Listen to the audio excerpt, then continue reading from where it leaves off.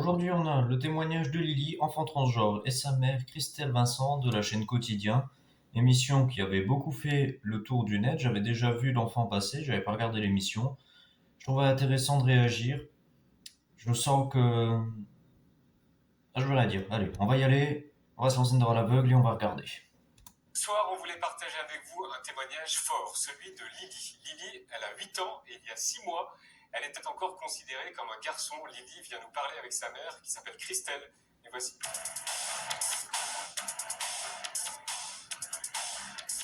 C'est là. Est-ce que vous voulez du lait? Ah oui. Merci. Pardon. Bonsoir. Je vais passer en bas. Salut Lily. Bonsoir Christelle, bienvenue sur le plateau de Quotidien. Je crois que vous regardez l'émission, donc vous connaissez Oui. un peu l'équipe. Voilà, Bonjour. l'équipe est ici. Christelle, vous avez 42 ans, vous êtes éducatrice. Et Lily, je peux te tutoyer? On s'est tutoyé dans la loge. Hein. D'abord, merci pour les bonbons. Lily, tu as 8 ans. Tu viens d'où? Je viens d'Aubignan. Et pourtant, tu n'as pas l'accent. Tu es dans le Vaucluse, c'est ça? C'est à côté d'Avignon? Oui. C'est ça? C'est bien ça? C'est bien ça. C'est vers Carpentras. Oui. Lily, tu t'appelles Lily et tu as choisi ce prénom. Pourquoi Lily? Je sais pas. C'est venu comme ça? C'est venu tout seul? Il n'y a pas eu, je sais pas, On un a dessin cherché. animé ou un Non, truc il y a comme une copine qui s'appelle. Ou la mère qui influence, qui donne des conseils parce qu'elle est éducatrice et que du coup elle a entendu des choses. Non, il n'y a pas eu ce... Autant pour moi. Ok. On lui enlèvera aussi ses oreilles de chat, hein, parce que je sais pas. C'est sa mère, elle est éducatrice. En tant qu'éducatrice, tu peux pas laisser ton enfant, je suis désolé. Tu laisses pas ton enfant avec des oreilles de chat, un minimum. Lily dans son école et je pensais que c'était ça, mais elle m'a dit non, que ça datait d'avant. Donc je pense que depuis la maternelle, elle s'auto-baptise Lily en fait. ça. Alors, tu es né.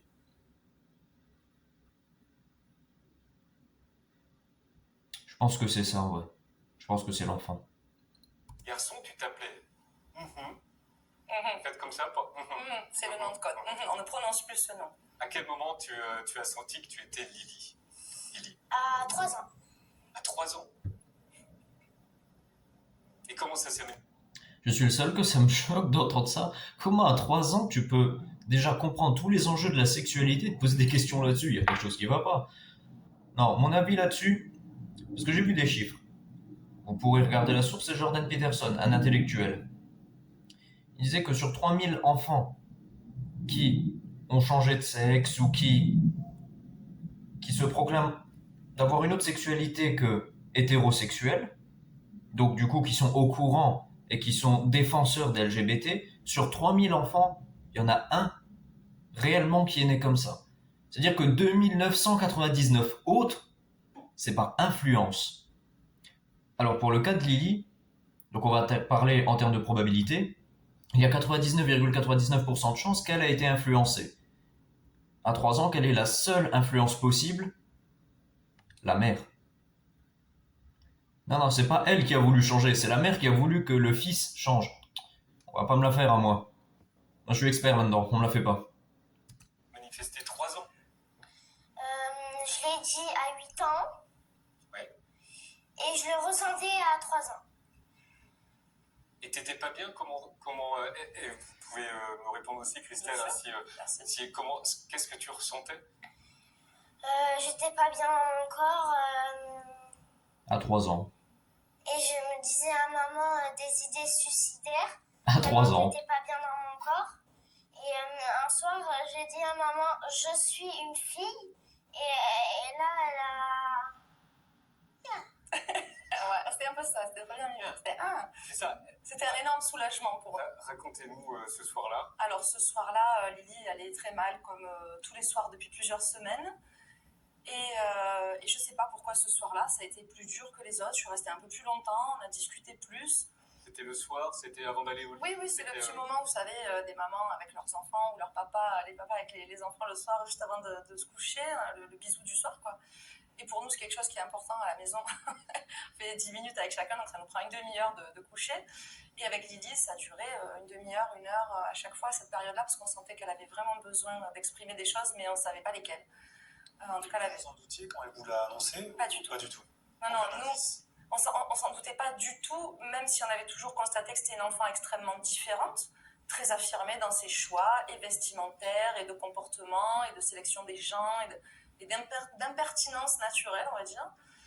Mais toujours très intelligent. Oui, elle a l'air d'avoir un sacré... T'as l'air d'avoir un sacré caractère quand même, Lily. On va les croire, hein. On va s'efforcer de les croire. C'est un compliment. Ça, c'est un compliment. Hein. Non, mais vous parlez, quand elle parle de 3 ans, vous dites que c'était un bébé mélancolique. Comment un bébé peut-il être mélancolique? À la naissance, on a senti que c'était un enfant plutôt passif, qui est dans l'observation. Il y en a qui sont comme ça, d'autres qui préfèrent expérimenter, comme son petit frère, par exemple. Son frère. Il est plus petit, 10 minutes, et du coup, il déteste que je dise petit. Ah, mais ils sont juste là. Bonsoir à tous les trois. Attends, je vous coupe. Est-ce que tu peux nous les présenter? Alors, celle avec les oreilles de chat, c'est Mélina. Ouais. C'est ma soeur, elle a 10 ans. Ouais. Au milieu, c'est mon frère, il a 8 ans. Oui, et c'est ton frère jumeau. Oui. Vous savez, je trouve ça déplorable quand même qu'on est arrivé à un point en France où on trouve normal qu'un enfant à partir de 3 ans ressente qu'il n'est pas bien dans sa peau. À 3 ans, ça ce n'est pas possible. À 3 ans, moi je mangeais du sable, hein. Personnellement, je me posais pas des questions sur mon identité. Et qu'à 8 ans, pendant 5 ans, il a traîné ça sur lui pour à 8 ans faire son coming out, comme ils disent. Je sais pas à quel moment la société a pris un tournant pour en arriver à ce genre de situation. À 8 ans, pouvoir avoir ce genre de situation, c'est pas possible.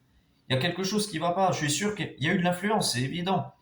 Alors ça m'étonnerait que ce soit les écrans, parce qu'à 3 ans, t'as pas d'écran normalement, et même si t'as des écrans, c'est les parents qui te mettent un dessin animé ou je ne sais quoi.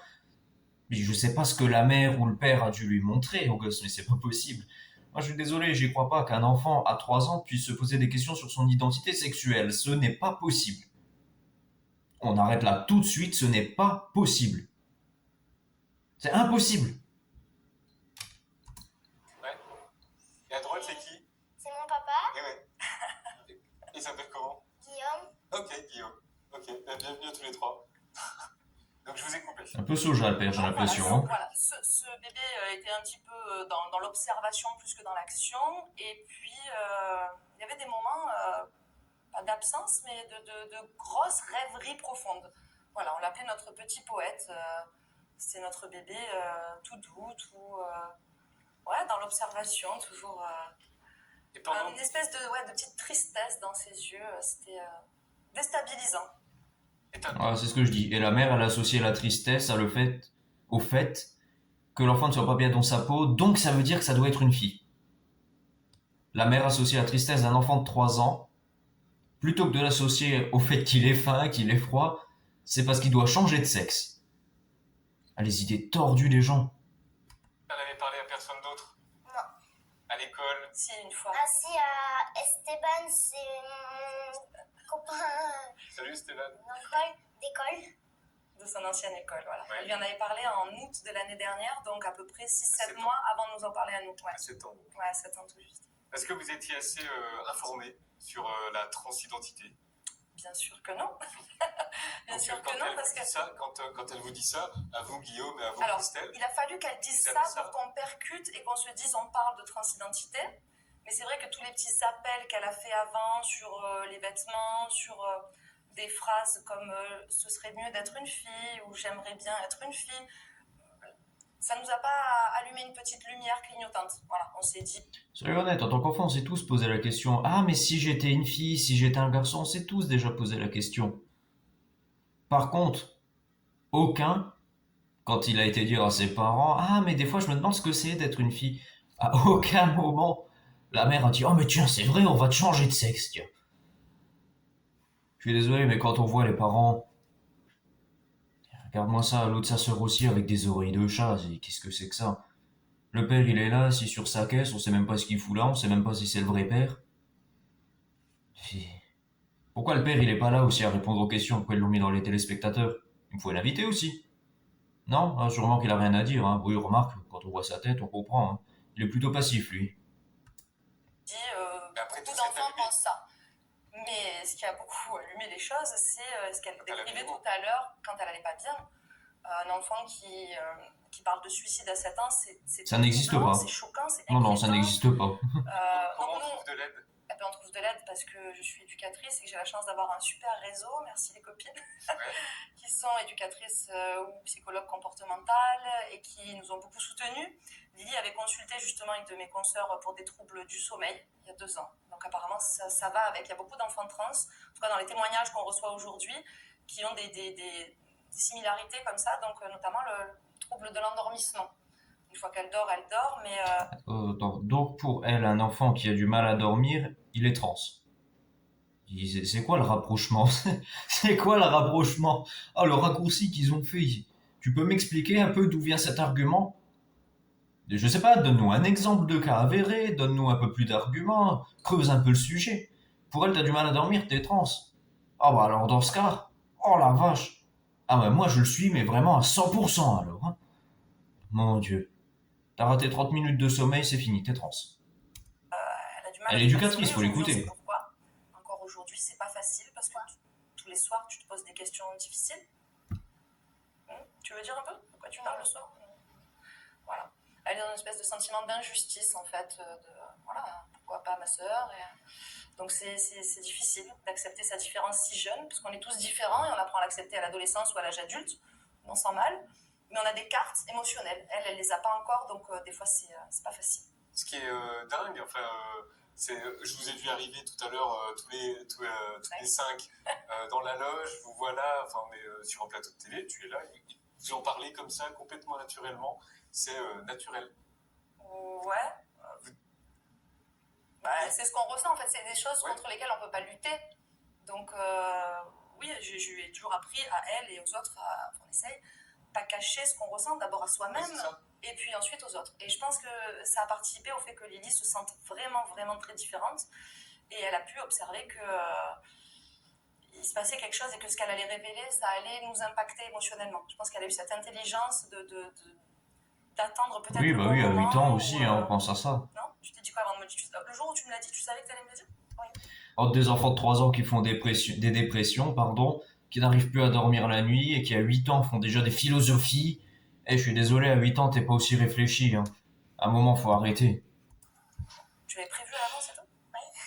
Oui, j'en découvre tous les jours. Tu sais que t'es hyper courageuse. Déjà de lui dire à tes parents de venir ici. Pour le coup, je suis d'accord avec la petite. Tu sais que t'es En très quoi? courageuse. Non. Bah tu l'es. Toi, tu non. te trouves comment? Normal? Ouais. Voilà. On marque une pause? On marque une pause. C'est la suite. Le présentateur aussi, c'est quoi les questions qu'il pose? Non mais sérieux, les questions et les remarques qu'il fait, c'était ridicule. Emmène-moi sur le plateau, moi aussi je vais poser des questions. Pas question que je fasse de l'argent. Pour eux. Moi je vais leur poser des questions.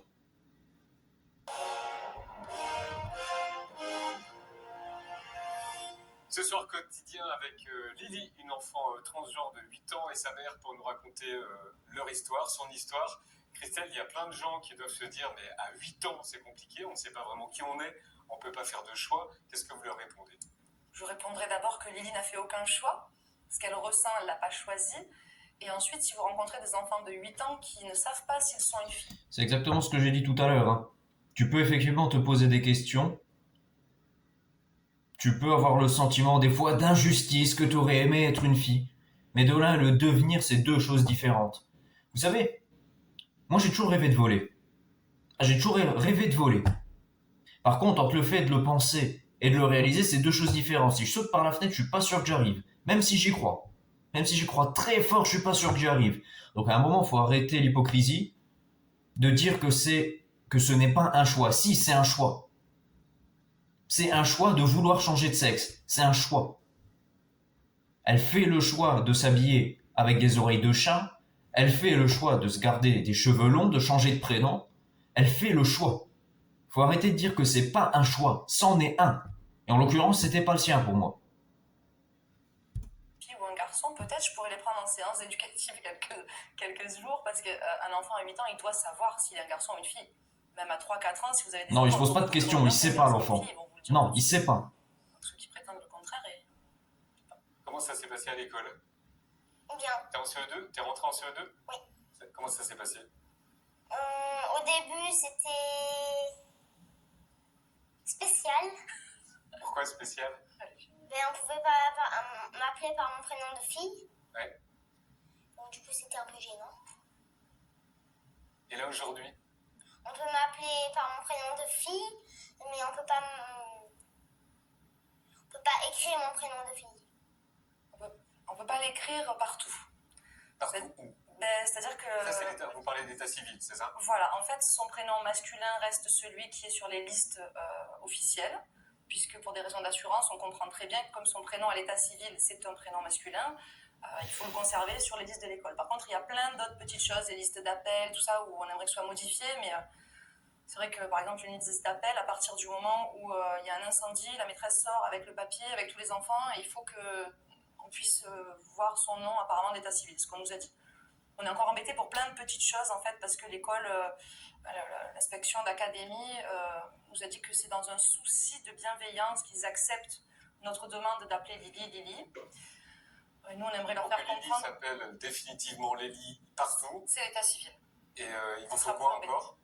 Pour l'état civil, On veut bien rigoler à il faut l'Amérique. que les procureurs soient au courant plus des lois et de ce qu'est la transidentité. Puisque pour avoir lu récemment des lettres de refus pour d'autres enfants, donc par ici plutôt, vers Paris, mais je suppose que sur Carpentras c'est un peu pareil, les procureurs, je suppose qu'ils ont beaucoup de travail et qu'ils ne peuvent pas s'informer sur tout, mais là c'est quand même une Et puis ils question... n'ont pas que ça à faire, aussi. Dans la lettre qu'on m'a lue de refus donc, de changement de prénom pour un jeune enfant de l'âge de Lily, il était dit que le procureur refusait que la personne change de sexe à cet âge-là. On ne parle pas du tout de changement de sexe à 8 ans, bien sûr. Oui, logique. On parlait de choix tout à l'heure, elle n'a pas fait de choix. Elle se sent fille depuis toujours. Non, et non. vous imaginez bien que si vous vous sentez fille et qu'autour de vous c'est un corps de garçon qui vous enveloppe, c'est très gênant. C'est entre très gênant et très déprimant.